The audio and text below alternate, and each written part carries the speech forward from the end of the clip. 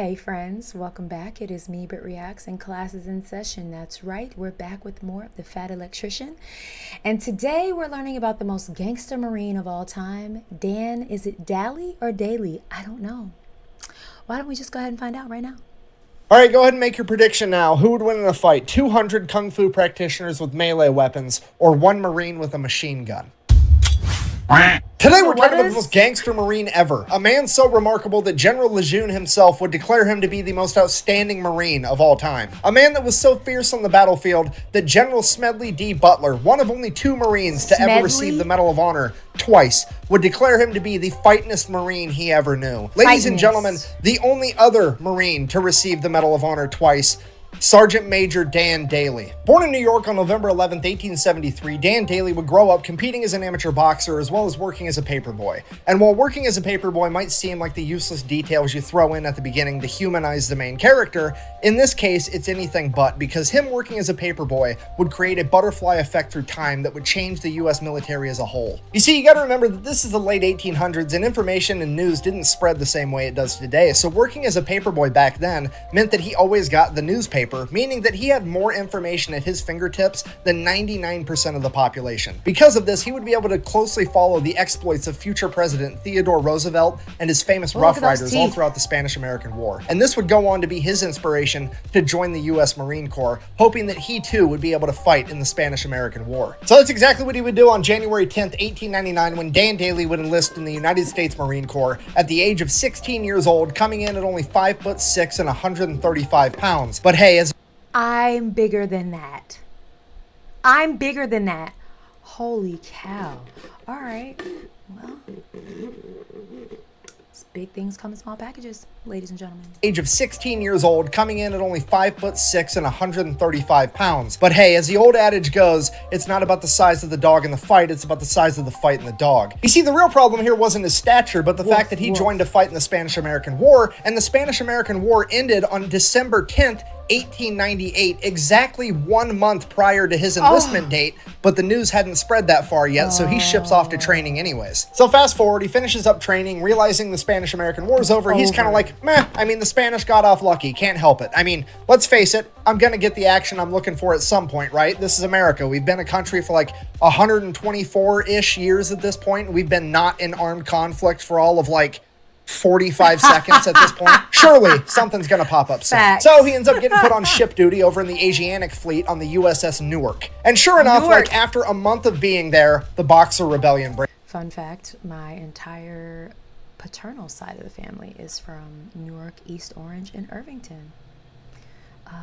My dad went to high school in Houston. Fun fact. On the USS Newark. And sure enough, like after a month of being there, the Boxer Rebellion breaks out, and guess whose ship is the closest one to be able to respond?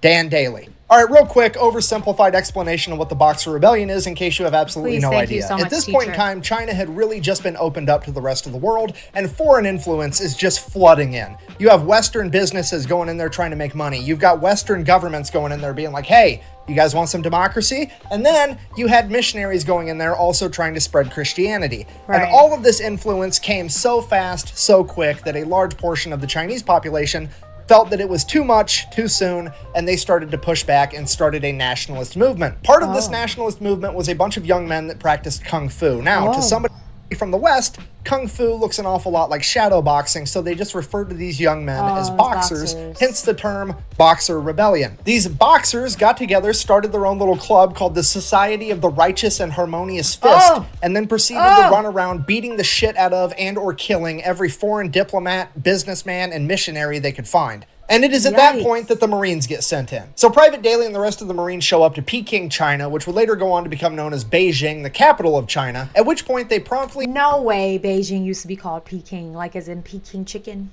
Isn't that a chicken at most like American Chinese restaurants? I've never had it. Peking, I like Beijing better. Good job. Good name change. Good name change. Peking, China, which would later go on to become known as Beijing, the capital of China, at which point they promptly and immediately take over a large legation center on the southern border wall of the city, known as the Tartar Wall. They then gather up all the refugees they can find, get them inside the legation center, and set up a defensive perimeter. Things are going well. Now we're just waiting for reinforcements. Problem, hours and hours go by, the reinforcements don't show up, and it's about to be dark out. So at this point, the Marine leadership's thinking like, hey, the reinforcements are definitely on the way. They wouldn't just leave us here, which means the reinforcements have gotten lost because, I mean, let's face it, if there was ever a time or a place where the directions of go to the giant building on the big fucking wall wasn't specific enough, it would be in China, right? I mean, they're known for their big ass walls. It's kind of their thing. So they're lost out there. We need to go find them before nighttime. Otherwise, they're going to get ambushed by like 1,000 of these kung fu guys, and they're all going to get killed. So we're all going to leave, go find the reinforcements, and come back. Private Daly, you're going to stand guard here by yourself. Now, I don't know what the logic was behind this. I don't know if it was like, fuck Private Daly, he's the new guy, he can have the shitty job, or if it was like, hey, Private Daly's a new guy, this mission's really dangerous, let's leave him here where it's safe. Or maybe they knew he was the main character and that he had plot armor. I have no idea. Either way, Private Daly is now effectively a character and that he had plot armor. I have no idea. Either way, Private Daly is now effectively playing goalie for America. Was that for all of these Jon Snow? Was that Jon Snow? Is that Game of Thrones? No? Refugees. So sure enough, like an hour after all the other Marines leave, hundreds of Boxer rebels show up and they're looking for a fight. Now, a couple of them have guns like muskets and stuff, really outdated weaponry. Muskets? By and large, they're all carrying traditional Chinese martial arts weapons like swords, bow staffs, what have you. Some of them are even just rocking the old meat mittens, but they're looking for a fight either way. And this is shaping up to be one of the most ridiculous battles of all time. I mean, this is the type of stuff you get drunk at the bar and ask your buddy, like, hey, you think you could take on all 300 Spartans if you had a machine gun? Like, that's exactly what's about to go on here. I mean, in one corner, you've got an 18-year-old Marine with a machine gun, and in the other corner, you have 200 martial artists with, like, bow staffs and shit. You literally have gun fu versus kung fu, okay? And here's the kicker with the entire thing. The Society of the Righteous and Harmonious Fist legitimately and wholeheartedly believes that their martial arts training has made them impervious to bullets. Yeah. I'm sorry, what?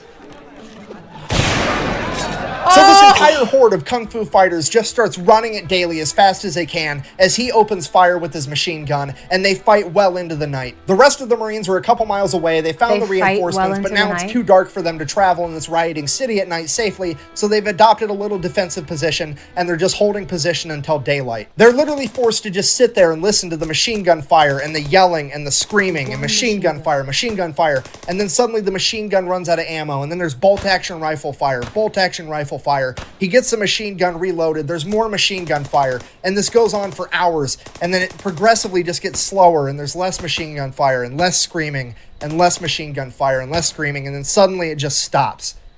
I truly appreciate his editor putting in the tempo of the machine gun and the other thing. I forgot what he said it was. I truly appreciate that for my very, like, visual audio brain. That was phenomenal. You mean to tell me it went well into the night? How many of them were there? Oh, geez. Screaming and less machine gun fire and less screaming, and then suddenly it just stops. At this point, the Marines have to accept the fact that their friend has just died courageously in battle, fighting an entire mob by himself because they left him alone. And all the civilians that they've been tasked with protecting are going to be slaughtered. And now all they can do is sit there and wait for the sun to come up. So the sun comes up and the Marines start making their way back to the legation center, but they're kind of dragging their feet because, well, they know what they're going to find. They're really just there to recover the remains of Private Daly and make sure that those are taken care of. And they start making their way there. And as they get closer, they're like, man, Private Daly really took out a lot of these guys. That's impressive. And they get closer and like, holy shit, he took out a ton of these guys. This is the most aerodynamic mass grave I've ever seen. And they get to the top of the wall, and there's Private Daly smoking his pipe, leaning up against his machine gun, and they're like, holy shit, you made it. He's like, yeah, why wouldn't I? Well, we heard the machine gun stop firing, and we just assumed that you'd been killed. He's like, no. I only quit firing because they quit coming. Dan Daly has effectively pulled off the impossible. He has single-handedly defeated 200 rebels by himself, saving all of the civilians, as well as saving the day. All the Marines are like, holy shit, we're going to nominate this guy for the Medal of Honor because this is incredible. All the businessmen and the delegates are like, oh my God, we've seen what one Marine can do, and now we've got 1,200 Marines. We're definitely going to make it out of this alive. Hooray. And all the missionaries are like, oh my God, this is not what we meant when we said we wanted to make these people more holy. Shortly after this, Dan Daly would be awarded. Holy, holy, holy, Lord humanity. It's not funny, but it was good, Nick. Nick, that was a good one. Nick, as a Christian girly, I'm gonna give you that one. It was funny. It was funny. Good one. His first Medal of Honor for the battle, and then he would go on to continue serving in the Marine Corps as if nothing had happened. Okay, fast forward 15 years, now Gunnery Sergeant Daly has been involved in every military conflict the U.S. has for the past 2 decades. He is one of the most experienced combat veterans in the entire U.S. military, and he is a living legend in the Marine Corps. Obviously. And on October 24th of 1915, Gunnery Sergeant Daly would find himself leading a platoon of men through Haiti during the Cocos Rebellion. Just after his entire company would cross a river, his entire company would be attacked on all 3 sides by over 400 Cocos rebels, forcing them to retreat back into the river. And while doing so, the horse carrying the crew-served machine gun would be shot and sink to the bottom of the river. Sheesh. As the remaining Marines continued to cross the river before adopting a defensive position to repel the attack until nightfall. It is now pitch black outside, and Gunnery Sergeant Daly knows as soon as the sun comes up, they are going to get attacked again, and the only chance they have is to get that machine gun back from the bottom of the river. So he takes off by himself in the dark of night, goes all the way back to the river, and just begins diving to the bottom of the river, trying to find this dead horse with the machine gun strapped to it. And after hours of trying, he finally finds this horse, manages to go down, untie the machine gun, come back up for air, go back down again, getting pieces, ammunition, the gun itself, the tripod. He gathers up all of this stuff, gets it out of the river, and then straps it to his back and carries it back to his men. Bear in mind, that is over 200 pounds of equipment, and this guy is 5'6", 135 pounds, but he gets it done anyways. Now, Marines believe in a couple things when it comes to a gunfight. Number 1, bring a gun. Number 2, bring friends with guns. Number 3, decide to be aggressive enough, quickly enough. If you're not picking up what I'm putting down, I'm trying to tell you that he is not about to use this machine gun for self-defense. He's about to use this machine gun for self-offense. First thing in the morning, he gets his men together. They launch an attack first, scattering the enemy into the jungle, retreating, and Daly has effectively saved himself and all of his men, earning himself his second Medal of Honor. Fast forward 2 years, June 1st, 1917, it's World War I, and Daly is now a first sergeant, leading an entire platoon of young, inexperienced Marines into the Battle of Belleau Wood. If you don't know the Battle of Belleau Wood, the Germans are just rampaging through France, making a beeline right towards Paris. And at Belleau Wood, the U.S. Army, the Marine Corps, the French Army, and the British Army all get together to stop the German military in their tracks. Now, this made it not only a strategic battlefield, but a symbolic battlefield, because how dare you stop the mighty German military? Now they're going to hit back twice as hard just to prove that it was a fluke. Because of this, right after they stopped the German military on June 1st, the French military is like, okay, we stopped them, let's take the W and head back to Paris and we'll fight from there. We don't want to get slaughtered in this wood line by the Germans because they're pissed. And it is at this point that the Marine leadership famously responded by saying, and I quote, "Retreat? Hell, we just got here." And then the Marine Corps pretty much dons their gas masks, fixes bayonets, and proceeds to fight their ass off for the next 26 days straight. Okay, here's what I need you to understand. On paper, the Marine Corps should absolutely not win this fight. They are both outnumbered and outclassed. The German military is one of the most veteran fighting militaries on the planet at this point in time, and the Marine Corps is primarily comprised of a bunch of 18-year-old kids that have never seen combat. However, leading those 18-year-old kids is a bunch of fucking badasses like Dan Daly. Okay, this video started with him being a paperboy from New York. He is now a 45-year-old man with 2 Medals of Honor that has been in the Marine Corps since he was 16 years old. This man is a grizzled veteran that has been there, done that, and has a t-shirt, and he is about to don his plot armor and fuck shit up. So the Battle of Belleau Wood kicks off on June 1st. Pretty much immediately, First Sergeant Daly's lieutenant gets shot, and he is now out of the fight, okay? Okay, if you don't know what that means, the officer is the one guy on the battlefield that sorta kinda pretends like he gives a fuck, and he is now gone. The regulator is off the war machine, and First Sergeant Dan Daly is now in charge of his entire company, unopposed. Fast forward, June 5th, German artillery strikes the ammunition depot, lighting everything on fire. Dan Daly leads his entire platoon in, sets the fire out, prevents all the ammunition from exploding, saves the entire battle. Fast forward 5 days, June 10th, So Dan Daly is like a superhero, is what I'm hearing. Like, this just doesn't sound like normal human activity. It's giving like Superman. No? I'm the only one that thinks this? I can't be the only one that thinks this.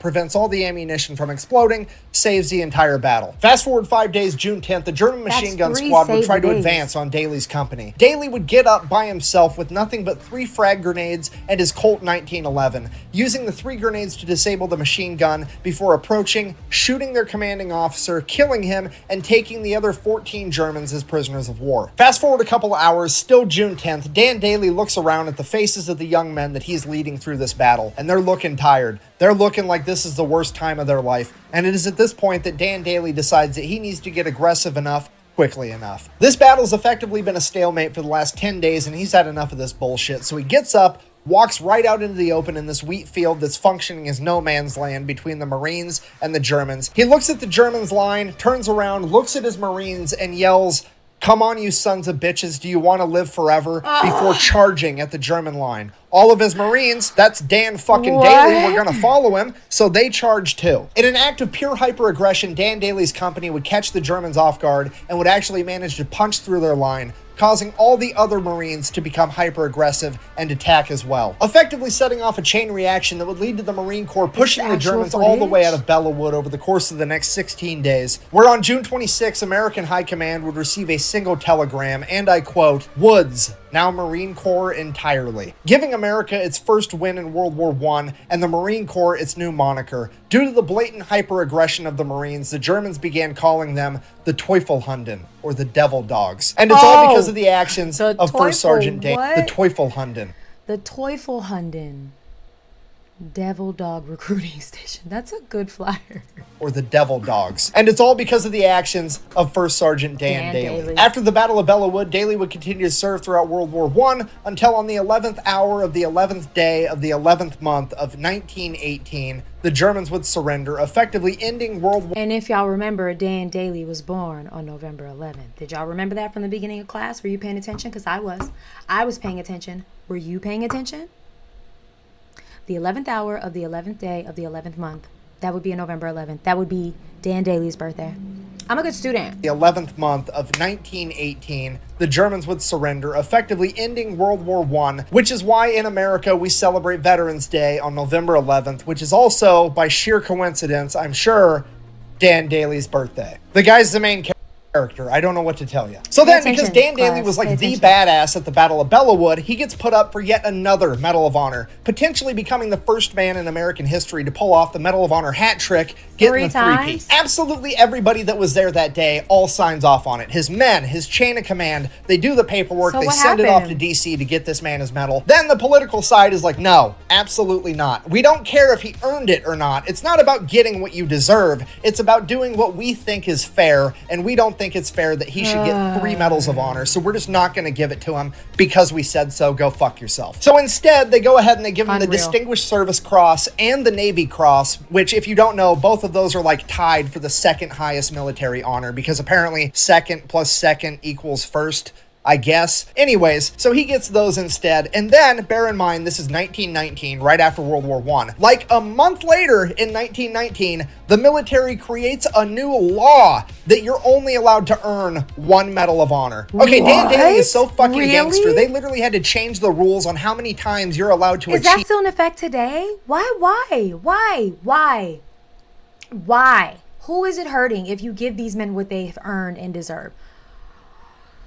Oh, I tell you, sometimes this country grinds my gears. Oh, the highest honor in the military. After World War I, he would retire as a sergeant major, having turned down becoming a commissioned officer on multiple occasions, citing that he would rather be an outstanding sergeant than just another officer. He would then go on to work as a bank security guard, where for 17 years he would be the living embodiment of the world's shittiest lottery ticket for anybody dumb enough to try to rob that bank. Could you imagine just being some bank robber trying to get some quick cash and you run into the most gangster Marine of all time? Okay, I'm just gonna throw it out there. He didn't retire from being a bank security guard until 1936, and John Dillinger's bank robbing spree was from 1933 to 1934. So for a couple of years there was a significantly greater than 0% chance that the world almost got the ultimate clash of the bank robbing gangster and the most gangster Marine to ever live. And I'm gonna go ahead and write that down in my book as the coolest thing to never actually happen. In conclusion, Mark Twain is frequently accredited with the famous quote, "It's not about the size of the dog in the fight, but the size of the fight in the dog," when in reality it wasn't Mark Twain that said that first. It was actually Dwight D. Eisenhower, 5-star Army general and the 34th President of the United States, somebody that would have known good and well who Sergeant Major Dan Daly was. And I think that maybe, just maybe, he had that 5'6", 135-pound devil dog on his mind when he came up with that quote. Thank you for watching. Best way to support the channel is go buy some merch at thefatelectrician.com. Quack bang out. I cannot believe that my favorite character from Starship Troopers is actually based off Dan Daly, and I have Really? no idea. Come on, you ape! You want to live forever? I expect the best, and I give the best. Here's the beer.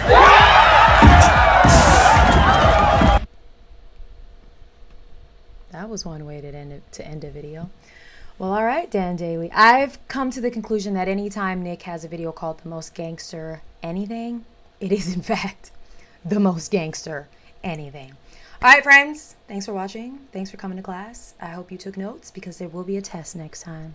Go and have the day that you deserve.